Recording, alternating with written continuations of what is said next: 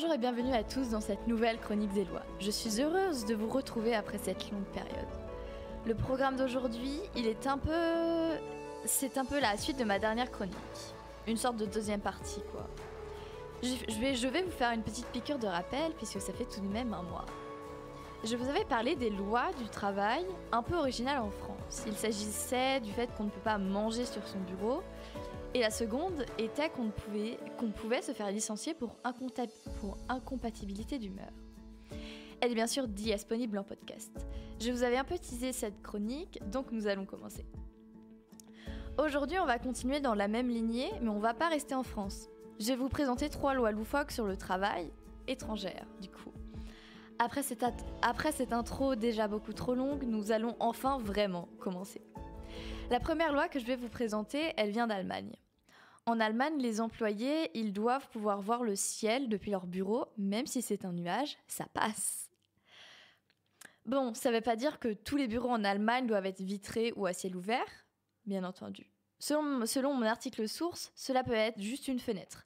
C'est forcément un peu plus fade, mais une petite fenêtre, mais bon, c'est mieux qu'un placard à balai. Évidemment, ça serait super cool que tous les bureaux soient vitrés ou que le toit puisse s'ouvrir quand il fait beau. Franchement, ça serait trop stylé, mais on va arrêter de trop rêver. On va s'intéresser un peu plus au fond de cette loi maintenant. J'ai cherché la raison de cette obligation, mais mes sources ne disent pas grand-chose. J'ai donc dû trouver les réponses par moi-même. Après quelques instants de réflexion, je me suis dit que c'était peut-être pour l'humeur des salariés. On sait tous qu'à être enfermé, on est parfois moins créatif, on se lasse plus vite. Alors que si vous avez la possibilité de voir le ciel ou de vous évader, au moins dans votre tête, ça va mieux. Je ne sais pas si c'est la véritable raison, mais elle tient la route. Alors je ne dois pas trop être loin de la vérité. Quoi qu'il en soit, je trouve cette loi extrêmement mignonne. Après, ça peut être à double tranchant, puisque s'il pleut, comme on l'a vu il y a quelques jours, ça ne donne pas envie de sortir ni de travailler d'ailleurs. Ou alors, s'il fait trop beau, on peut ne pas avoir envie de travailler non plus. Mais pas pour les mêmes raisons. Personne n'a envie d'être enfermé à son bureau devant son ordinateur alors que le soleil brille. On veut pouvoir en profiter de ce soleil. En tout cas, personnellement, je préfère aller faire un tour au bronzé que de travailler devant mon ordinateur quand le soleil ou la chaleur tape. Mais bon, ça c'est pour titiller un peu. Je ne sais pas si cette loi est vraiment d'utilité publique ou si elle est nécessaire pour le bon fonctionnement d'une entreprise. Mais pouvoir voir le ciel dès qu'on le veut, ça reste agréable. J'avoue ne pas trop savoir quoi ajouter, mais je vous promets que les autres lois de cette émission seront plus palpitantes. Bon, je crois que j'en ai fini avec cette loi, nous allons passer à la suivante.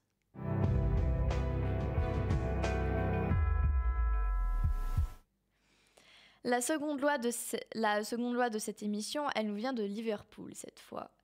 C'est peut-être la plus loufoque ou drôle des 3.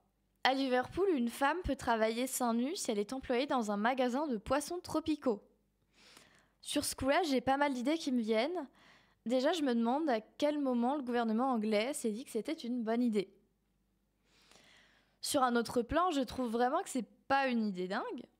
Surtout en Angleterre. C'est pas vraiment le pays le plus chaud, donc je ne comprends pas la logique de cette loi. Mais bon, c'est pas le plus important.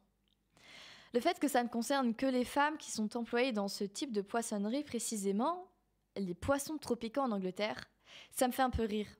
Les poissons tropicaux, ça implique une mer ou des océans. Bon, il y a la Manche, ça d'accord. Mais l'adjectif tropical implique les tropiques. Et ça, à Liverpool, je garantis pas. Après, on ne sait pas si on parle des tropiques comme les îles ou les tropiques comme les tropiques du Cancer ou du Capricorne. Donc on peut en conclure que les magasins de poissons tropicaux ne sont pas si fréquents que ça, et donc cette loi ne peut pas s'appliquer à une majorité de femmes. Je pense que c'est mieux personnellement, en tant que grande frileuse dans l'âme, je ne peux pas imaginer ce genre de scène, sans compter que, comme une majorité de personnes sur cette terre, je suis pudique. Et même si on met du chauffage, je garantis pas la chaleur, la fraîcheur du poisson. Et puis l'odeur, le soir, je ne veux pas l'imaginer non plus. C'est fou déjà dans une poissonnerie classique, ça sent très fort. Mais l'odeur, elle reste principalement sur les vêtements. Et les vêtements, tu peux les enlever en mettre des propres et aller prendre une douche. À ce moment-là, l'histoire est réglée. Mais quand il s'agit de la peau, c'est quand même moins facile à changer. Après, je suis pas une experte et surtout, je ne sais pas ce que les poissons tropicaux dégagent comme odeur. Bon, concernant la morale de cette loi, elle est pas dingue. Ça fait un peu exhibitionniste, quoi. Évidemment, les femmes comme les hommes peuvent s'habiller comme ils le veulent. C'est en tout cas ce que j'aime à penser. Mais faire une distinction entre les hommes et les femmes, ainsi qu'entre les magasins de poissons classiques et les magasins de poissons tropicaux, ça interroge. Déjà, pourquoi ne pas utiliser le terme de poissonnerie ? C'est un fait étrange. Un magasin de poissons, c'est à peu près la même chose. Après, ça signifie peut-être qu'il n'y a pas que du poisson. Mais dans ces cas-là, pourquoi on préciserait qu'il n'y a que des poissons tropicaux ? J'avoue que je n'ai pas la réponse et que je me base sur de l'interprétation de l'intitulé de cette loi. Ou alors, je pars un peu trop loin, c'est juste une formule d'usage. Enfin, j'espère que cette émission vous plaît, je prends en tout cas un très grand plaisir à divaguer. J'en ai terminé avec cette loi, nous allons finir cette chronique avec une dernière loi asiatique.